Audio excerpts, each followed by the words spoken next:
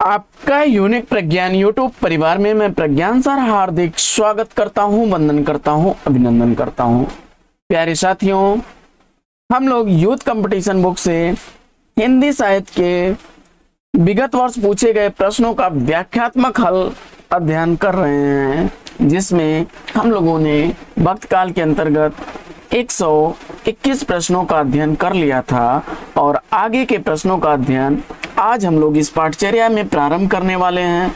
तो साथियों, आज की पाठचर्या को प्रारंभ करने की हमें अनुमति दीजिए और उसके लिए लाइक बटन को प्रेस करके फटाफट चैनल पर अगर पहली बार होंगे तो चैनल को सब्सक्राइब कर लीजिएगा, जिससे कि हमारा मनोबल बढ़ा रहे और हम आपके लिए प्रतिदिन ऐसी ही पाठचर्या लेकर के आते रहें। तो बिना समय गंवाए साथियों, प्रारंभ करते हैं पाठचर्या और देखते हैं आज की पाठचर्या में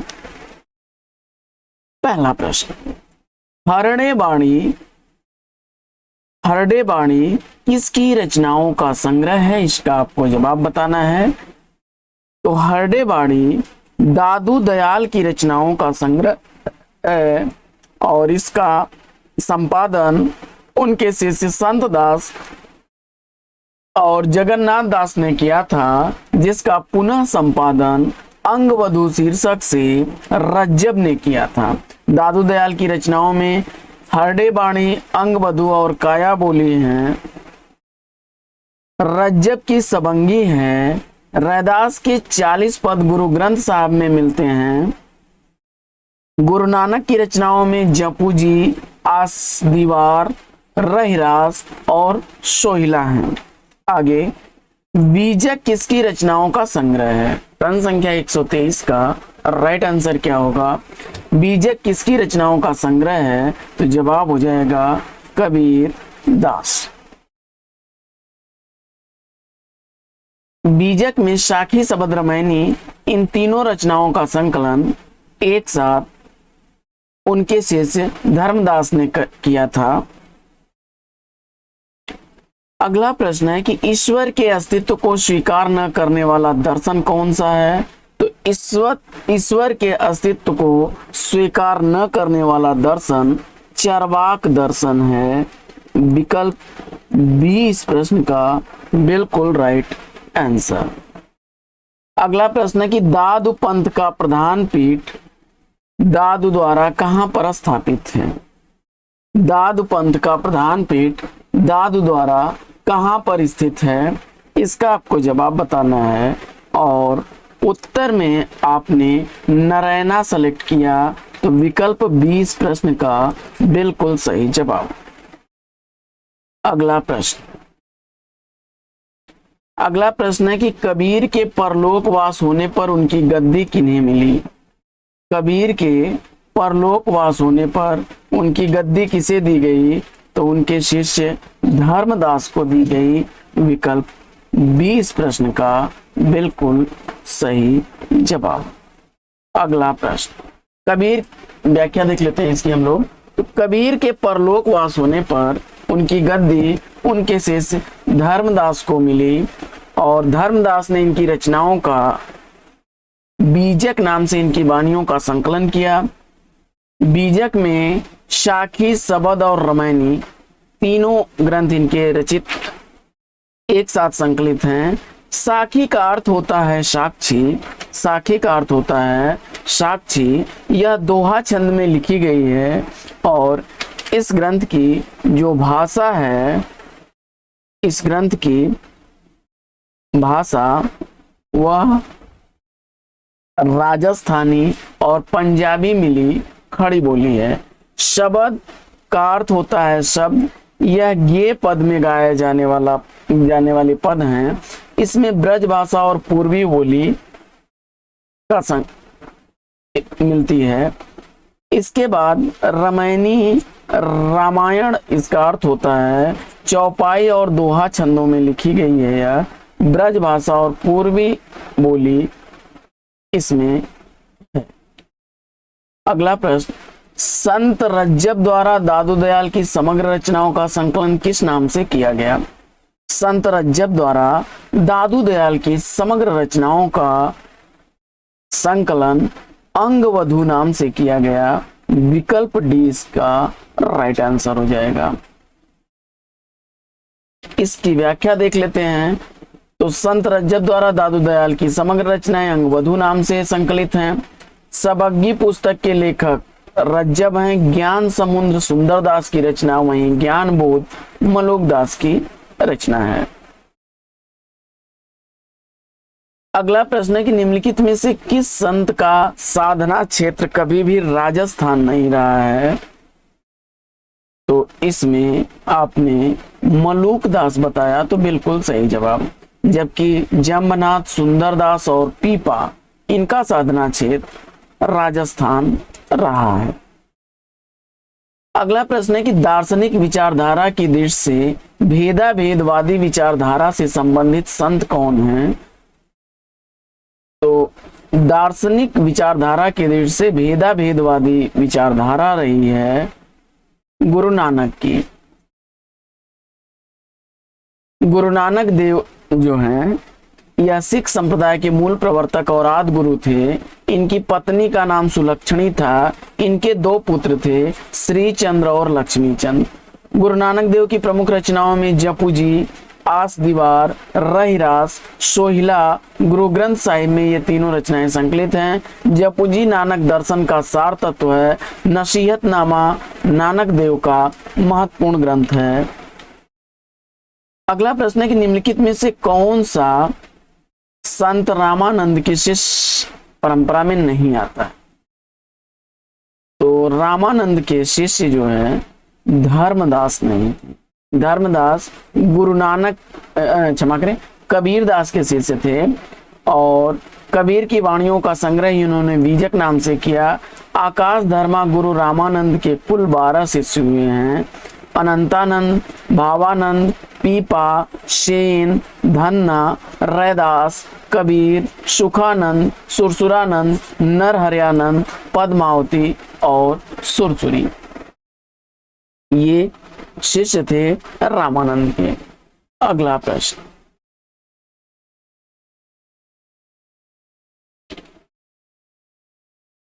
अगला प्रश्न है कि कबीर दास के काव्य में विद्यमान भावात्मक रहस्यवाद की झलक का कारण क्या है?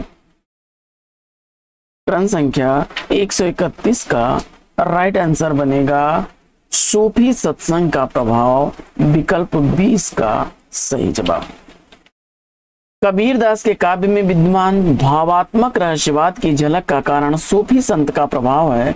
कहा जाता है कि कबीर पर हिंदुओं के वेदांत, सूफी प्रेम तत्व दोनों का प्रभाव था, परंतु कबीर इन दोनों से ही अलग ज्ञान मार्ग को अपनाया।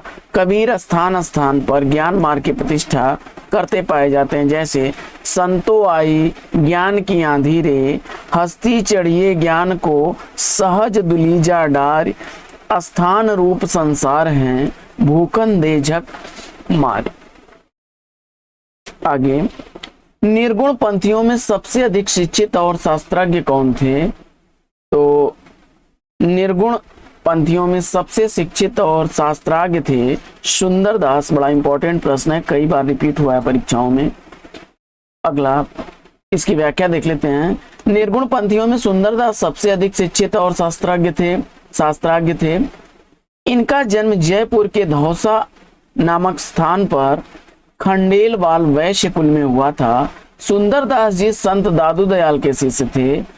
अल्प वय में ही दीक्षा लेकर काशी चले गए, जहां पर रहकर इन्होंने संस्कृत, हिंदी व्याकरण, कोश खटशास्त्र, पुराण, वेदांत आदि का गहन अध्ययन किया। नाम के ही अनुरूप ये अत्यंत सुंदर थे। ज्ञान समुद्र और सुंदर विलाप इनकी प्रमुख रचनाएं हैं। अगला प्रश्न, इनमें से संत कबीर से संबंधित कौन सा कथन सही नहीं है? वे निर्गुण ब्रह्म के उपासक थे। सत्संग और नाम स्मरण पर वे बहुत बल देते थे। वे माया को ईश्वर भक्ति में बाधक मानते थे। विभिन्न तीर्थों के प्रति उनके मन में श्रद्धा थी, क्योंकि वो तीर्थ आडंबर इनका खंडन करते हुए पाए जाते हैं। तो डी विकल्प इस प्रश्न का राइट आंसर है। अगला प्रश्न है कि जो पै चिराई राम को कर तो न लजातो, पंक्ति में चिराई शब्द का अर्थ क्या है?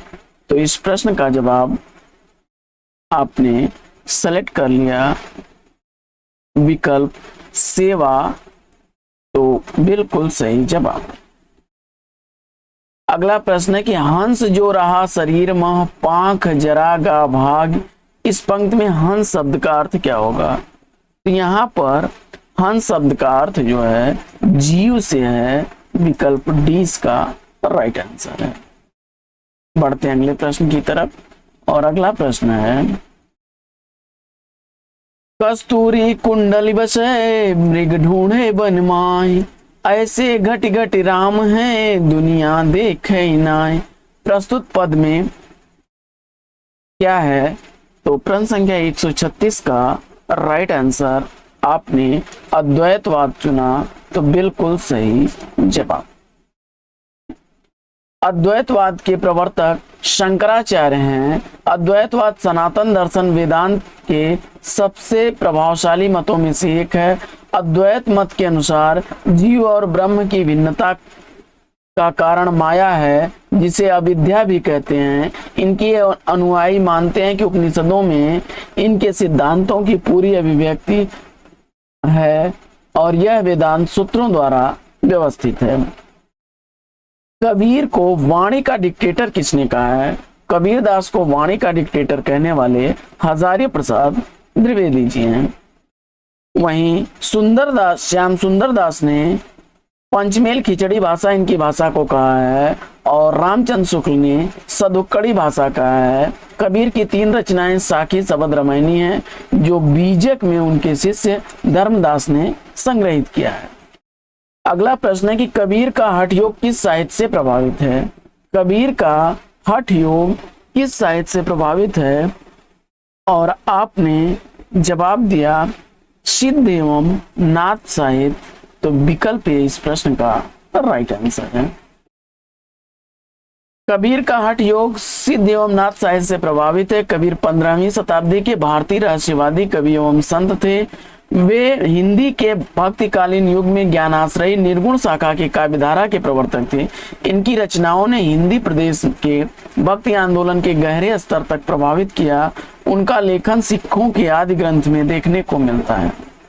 आगे, दुर्गा सप्तशती का चंडी चरित नाम से हिंदी में अनुवाद किसने किया? दुर्गा सप्तशती का चंडी चरित नाम से अनुवाद करने वाले हैं गोविंद सिंह, विकल्प ए इसका राइट आंसर है। गुरु नानक सिख संप्रदाय के मूल प्रवर्तक एवं आदि गुरु माने जाते हैं। इनकी प्रमुख रचनाओं में जपूजी, आशा दीवार, रहीरा, सोहिला है, और जपूजी नानक दर्शन का सार तत्व है।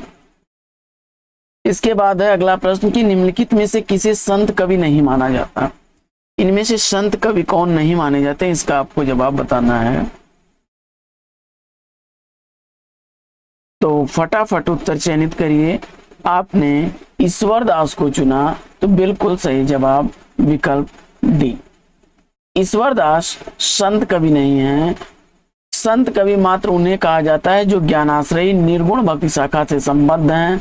प्रमुख संत कवियों में रैदास, कबीर दास, जम्भदास, हरिदास निरंजनी, गुरु नानक, सिंगा, लाल दास, दादू दयाल, मलूक दास, बाबा लाल और सुंदर दास हैं। बढ़ते हैं आगे और देखते हैं अगला प्रश्न। अगला प्रश्न है कि निम्नलिखित में से कौन सी प्रवृत्ति संत काव्य की नहीं है? निम्नलिखित में से कौन सी प्रवृत्ति संत काव्य में नहीं है, इसका आपको जवाब बताना है।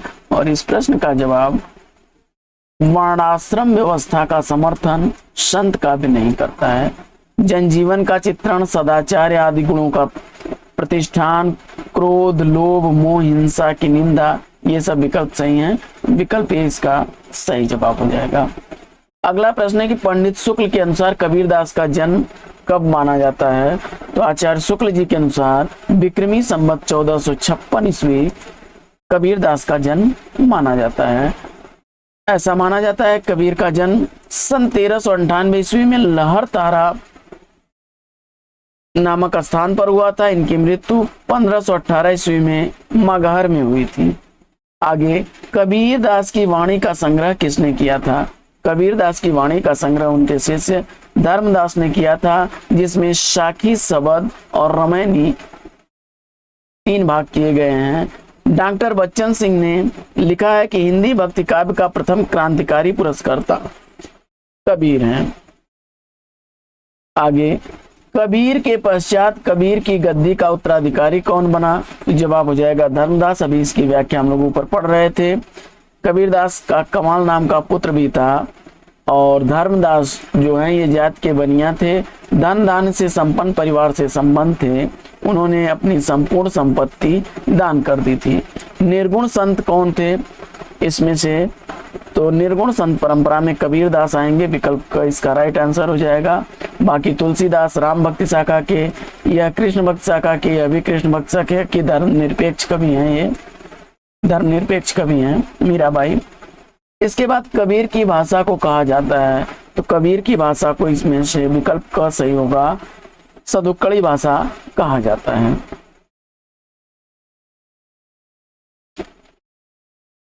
आइए व्याख्या देख लेते हैं हम लोग। कबीर की भाषा को सदुक्कड़ी भाषा कहा जाता है। आचार्य शुक्ल ने लिखा, कबीर की वचनावली की सबसे प्राचीनतम प्रति 1512 ईस्वी में लिखी है। कबीर की भाषा के संदर्भ में कुछ मत हैं। पंचमेल खिचड़ी भाषा श्याम सुंदर दास ने कहा।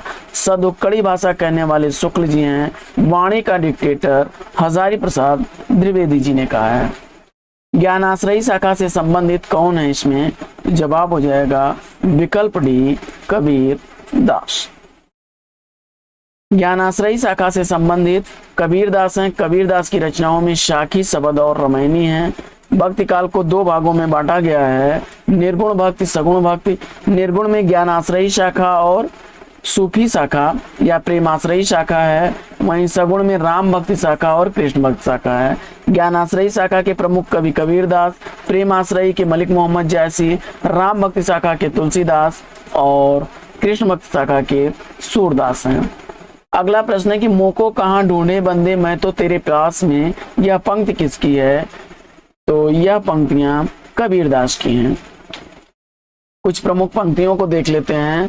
तो ऐसी मेरी जाति विख्यात चमार रैदास की, गुरु प्रसाद होत यह दर्शन 67 बरस प्रवीण, सूरदास की पंक्ति है। वहीं दास मलूका कह गए सबको दाता राम, मलूक दास की पंक्ति है। पीपर पात सरिस मंडोला, तुलसीदास की पंक्ति है। पानी गए न उबरे मोती मानुष चून, रहीम की पंक्ति है। वहीं मेरी भव बाधा और राधा नागर सोई, बिहारी की पंक्ति है। अगला प्रश्न है कि नामदेव का संबंध किस प्रदेश से है? नामदेव का संबंध किस प्रदेश से है? तो नामदेव का संबंध महाराष्ट्र से है। विकल्प सी इसका राइट आंसर हो जाएगा। नामदेव का संबंध महाराष्ट्र राज्य से है। इन्होंने हिंदी भक्ति साहित्य परंपरा का प्रवर्तन किया। ये पेशे से दर्जी थे। इनके गुरु विश्वा खेचर थे। इनके संबंध में इन्होंने लिखा कि मन मेरी सुई तन मेरा धागा, खेचर जी के चरण पर नामा सीपी लगा। अगला प्रश्न है कि महाराष्ट्र के भक्तों में किनका नाम सबसे पहले आता है? तो जवाब हो जाएगा नामदेव का। अभी इस पर हम लोग ऊपर चर्चा कर रहे थे। इसके बाद पंचघाट में कबीर किनके पैरों के नीचे पड़े थे? पंचघाट पर कबीर रामानंद के पैरों के नीचे पड़े थे। और वहीं से जो है रामानंद के पैर जब कबीर के ऊपर पड़े थे तो उनके मुख से राम राम शब्द निकला था, जिसको कबीर ने गुरुमंत्र मानकर रामानंद के शिष्य हो गए। इनमें ज्ञानाश्रयी शाखा के संत कवि कौन नहीं है? तो जवाब हो जाएगा परमानंद दास। परमानंद दास अष्टछाप के कवियों में गिनती होती है इनकी। और ये कृष्ण भक्ति काव्य परंपरा के सगुण काव्य परंपरा के लेखक हैं।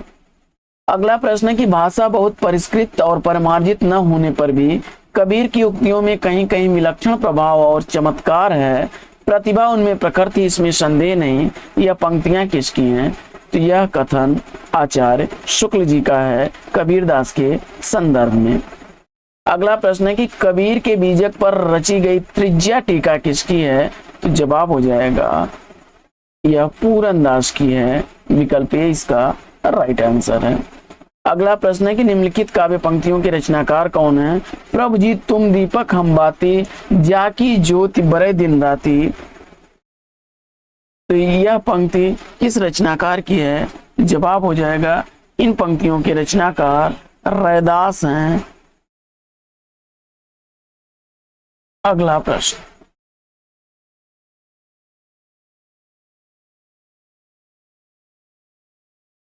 इसके बाद जो नर दुख में दुख नहीं माने, यह पंक्ति नानक देव की है। और मैं कहता हूं अखियन देखी तू कहता कागज की लेखी, यह कबीर दास की पंक्ति है। और अगली पंक्ति है कि अपना मस्तक काट के वीर हुआ कबीर, यह दादू दयाल की पंक्ति है। अगला प्रश्न है कि कबीर की भक्ति का अनिवार्य अंग क्या है? कबीर की भक्ति का अनिवार्य अंग क्या है? तो प्रश्न संख्या 156 का राइट आंसर क्या बनेगा? जवाब हो जाएगा विकल्प बी, ज्ञान। अगला प्रश्न है कि कबीर ने आलोचक, सुधारक, पथ प्रदर्शक व समन्वयकर्ता के रूप में किन विषयों का उल्लेख किया है? तो चेतावनी, कुसंग, माया, कनक, कामिनी, कपट। विकल्प ए इस प्रश्न का राइट आंसर हो जाएगा। किस समीक्षक ने कहा कि शब्दों को जोड़ तोड़कर चमत्कार लाने के फेर में पड़ना कबीर की प्रवृत्ति के प्रतिकूल था? तो यह कथन है डॉक्टर श्याम सुंदर दास का। अगला प्रश्न है कि मन मेरा सुई तन मेरा धागा काव्य पंक्ति किसकी है? तो मन मेरा सुई तन मेरा धागा यह काव्य पंक्तियां नामदेव की हैं। कुछ अन्य पंक्तियों को देखते हैं। तो माधव मैं ऐसा अपराधी, तेरी भगत होत नहीं साधी, कबीर की पंक्ति है। जो नर दुख में दुख नहीं माने, नानक की पंक्ति है। अगला है कि अपना मस्तक काट के वीर हुआ कबीर, यह दादू दयाल की पंक्ति है। अगला प्रश्न है कि गहना एक कनक ते गहना, इन मह भाव न दूजा, कहन सुनन को दुई करी थापिन, इक मिजाज इक पूजा। उपयुक्त काव्य पंक्तियों के रचयिता कौन है? तो प्रश्न संख्या 160 का राइट आंसर हो जाएगा विकल्प ए, कबीर दास।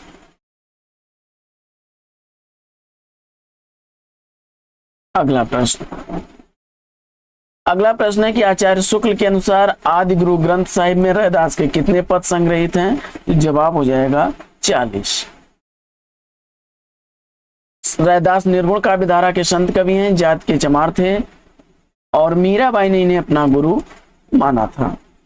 आगे, कबीर का संबंध किस काव्य धारा से है? तो कबीर का संबंध ज्ञान मार्गी निर्गुण भक्ति धारा से है। विकल्प 20 का राइट आंसर हो जाएगा। दी गई काव्य धाराओं के प्रतिनिधि कवि कुछ देख लीजिए। तो ज्ञान मार्गी निर्गुण भक्ति धारा में कबीर दास, प्रेम मार्गी में मलिक मोहम्मद जैसी, कृष्ण भक्ति में सूरदास और राम भक्ति में तुलसीदास उल्लेखनीय है। अगला प्रश्न है कि मैं कहता अखियन देखी तू कहता कागज की लिखी, इन काव्य पंक्तियों का आशय क्या है? मैं कहता हूं अखियन देखी तू कहता कागज की लिखी। तो इस पंक्ति का आशय यही है कि जो शास्त्र ज्ञान होता है उससे बड़ा अनुभव ज्ञान होता है। विकल्प डी इसका राइट आंसर है।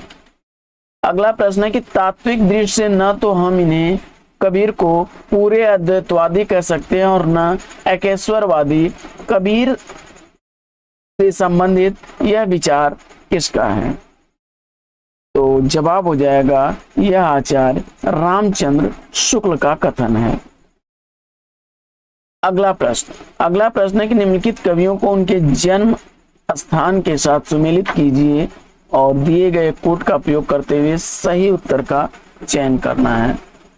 तो गुरु नानक का जन्म तलवंडी में हुआ था। दादू दयाल का जन्म अहमदाबाद हुआ था। और इसके बाद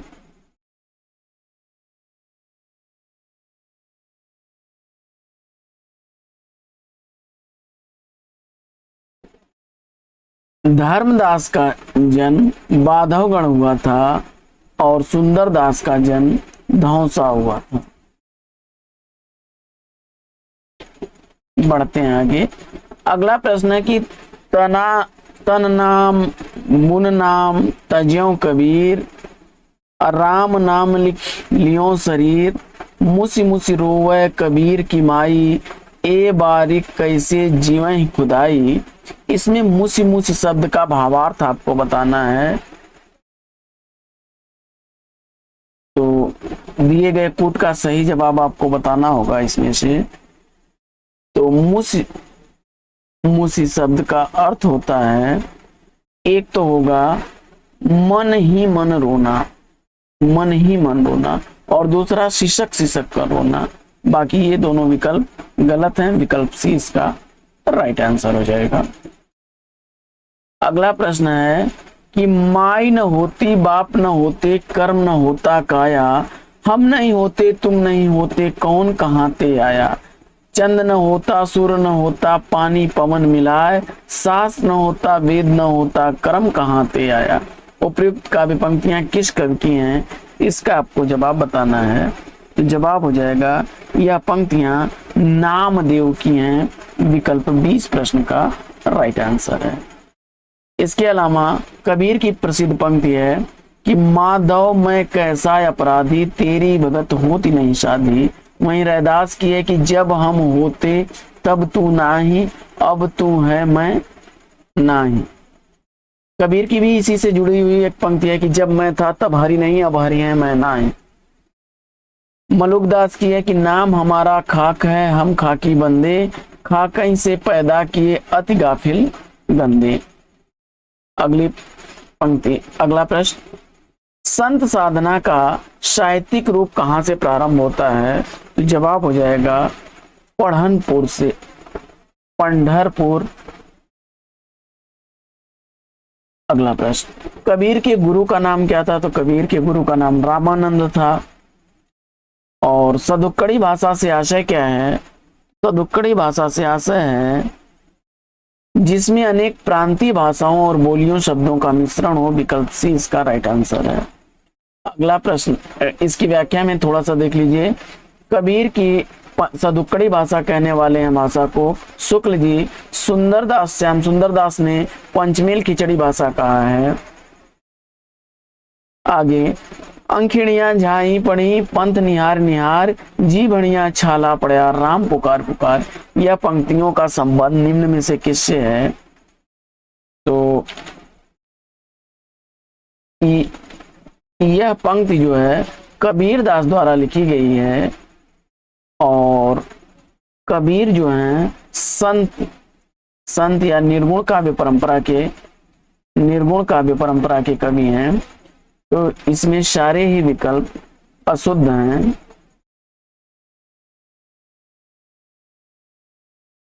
निर्गुण पंथ से संबंधित है यह। अगला प्रश्न, रैदास किसके गुरु थे। तो रैदास मीराबाई के गुरु थे। रैदास के 40 पद गुरु ग्रंथ साहिब में संकलित हैं। रैदास का जन्म 1388 ईस्वी में काशी में हुआ था और इनके गुरु रामानंद थे, जात के चमार थे। प्रसिद्ध पंक्ति है इनकी कि प्रभु जी तुम चंदन हम पानी, जाकी अंग अंग बास समानी। मलुकदास के गुरु पुरुषोत्तम दास, हरिदास के गुरु प्रयागदास और लालदास के गुरु गगन चिश्ती, मीराबाई के गुरु रैदास हैं। आगे,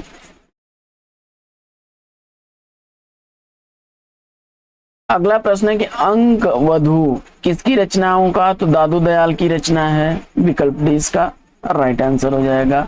दादू दयाल ने ब्रह्म संप्रदाय या पर ब्रह्म संप्रदाय नाम से जाना जाता है इनके द्वारा चलाया गया संप्रदाय। दादू के उत्तराधिकारी दादू के पुत्र गरीब दास थे तथा मिस्किन दास थे। दादू द्वारा रचित ग्रंथ हरणे वाणी काया बोली है। दादू दयाल की वाणियों का प्रभाव, वाणियों का सर्वप्रथम संपादन उनके दो शिष्य संत दास और जगन्नाथ दास ने किया हरणे वाणी नाम से, जिसका पुनः संपादन अंगवधु शीर्षक से रज्जब ने किया। आगे, निर्गुणिया संतों की काव्य सर्जना सर्वाधिक आधारित थी। तो वह नाथों की रचनाओं पर आधारित थी। विकल्प 20 का राइट आंसर है। अगला प्रश्न, नाथ संप्रदाय के प्रवर्तक जो हैं गोरखनाथ हैं और इनके गुरु का नाम मच्छंदर नाथ या मत्स्येंद्र नाथ था। अगला प्रश्न है, सिकंदर लोदी ने किसके कहने पर कबीरदास को जंजीर से बांधकर गंगा में डुबाया? तो जवाब हो जाएगा शेख तकी। अगला प्रश्न है कि भाषा बहुत परिष्कृत और परिमार्जित न होने पर भी कबीर की उक्तियों में कहीं कहीं विलक्षण प्रभाव और चमत्कार हैं, प्रतिभा उनमें प्रखर थी, इसमें संदेह नहीं। यह पंक्तियां आचार्य रामचंद्र शुक्ल की हैं। अगला प्रश्न है कि तुम जिन जानो गीत है यह निज ब्रह्म विचार, यह कथन किसका है? तो यह कबीरदास का कथन है। अगला प्रश्न है कि निम्नलिखित विकल्पों में से जो संत काव्य की विशेषता नहीं है उसे छांटिए। तो बाह्य आडंबरों का खंडन वे करते हुए पाए जाते हैं, गुरु का महत्व भी प्रतिपादित करते हैं और जात पात का विरोध भी करते हैं, लेकिन सगुण ईश्वर की उपासना करने के खिलाफ हैं। विकल्प सी इसका राइट आंसर हो जाएगा। अगला प्रश्न है कि कबीर किस शासक के समकालीन थे? तो जवाब हो जाएगा सिकंदर लोदी के। सिकंदर लोदी कबीर पर किए गए अत्याचारों का उल्लेख कबीर परिचय में मिलता है। कबीर की वाणियों का संग्रह बीजक नाम से उनके शिष्य धर्मदास ने किया, जो 3 भागों में शाखी शब्द और रामायणी में विभक्त है। रामायणी गे पद है, शाखी दोहों में लिखा गया है। बढ़ते हैं आगे। अगला प्रश्न है कि आचार्य हजारी प्रसाद द्विवेदी को वाणी का डिक्टेटर किसने कहा है? आचार्य हजारी प्रसाद द्विवेदी ने वाणी का डिक्टेटर किसे कहा है? तो जवाब हो जाएगा कबीरदास को। आचार्य शुक्ल ने उनकी भाषा को सदुक्कड़ी भाषा कहा है। अगला प्रश्न है कि निम्नलिखित में से रामानंद शिष्य परंपरा में कौन नहीं है? तो मलूक दास जो हैं यह रामानंद की शिष्य परंपरा में नहीं आते हैं। अनंतानंद, सुखानंद, सुरसुरानंद, नरहरियानंद, भावानंद और पीपा। इसके बाद कबीर, सेना, धन्ना, रैदास, पद्मावती और सुरसुरी ये इनके शिष्य परंपरा में है। कबीरदास की मृत्यु कहाँ हुई थी? कबीरदास की मृत्यु मगहर में हुई थी, जो संत कबीर नगर में है। कबीर की मृत्यु 1518 ईस्वी में मगहर में हुई थी। कबीर जी भक्ति काल में निर्गुण काव्यधारा के ज्ञानाश्रयी शाखा के संत कवि हैं। कबीर का जन्म 1398 ईस्वी में काशी में हुआ था। और संत काव्य नाम किसके द्वारा दिया गया है? तो जवाब हो जाएगा रामकुमार वर्मा द्वारा। संत काव्य की संज्ञा रामकुमार वर्मा ने दी। ज्ञानाश्रयी शाखा रामचंद्र शुक्ल ने कहा। निर्गुण भक्ति काव्य हजारी प्रसाद द्विवेदी ने संत काव्य कहने वाले परशुराम चतुर्वेदी और गणपत चंद्र गुप्त भी हैं। अगला प्रश्न है कि मत्स्य कागज छुयो नहीं, कलम गयो नहीं हाथ, यह किसके विषय में कहा गया है? तो कबीर ने कहा है यह बात। इसकी व्याख्या देख लेते हैं हम लोग। तो इसमें प्रभु जी तुम चंदन हम पानी, जाकी अंग अंग बात समानी, यह पंक्तियां रैदास की हैं, संत रविदास द्वारा लिखी गई। इसके बाद जो नर दुख में दुख नहीं माने, गुरु नानक देव की पंक्ति है। और अपना मस्तक काट के वीर हुआ कबीर, यह दादू दयाल की पंक्ति है। अगली पंक्ति बड़ी चर्चित पंक्ति है कि अजगर करे न चाकरी, पंछी करे न काम, दास मलूका कह गए सबके दाता राम। यह पंक्तियां मलूक दास की हैं। विकल्प डी इस प्रश्न का राइट आंसर हो जाएगा। इसके अलावा कुछ अन्य पंक्तियों को देख लेते हैं। अजगर करे न चाकरी, पंछी करे न काम, दास मलूका कह गए सबके दाता राम। जब हम होते तब तू नाही, अब तू है मैं नाय, अतल यगम जैसे लहरी, मई उदधि जल केवल जल माय। यह पंक्तियां रैदास की हैं। और बिनु पग चलें सुने बिनु काना, कर बिनु कर्म करें विधिनाना, आनंद रहित सकल रस भोगी, बिन वाणी वक्ता बढ़ जोगी। यह पंक्तियां तुलसीदास की हैं। वहीं लरिकाई को प्रेम कहो वाली कैसे करी छूटत, यह पंक्ति सूरदास की पंक्तियां हैं।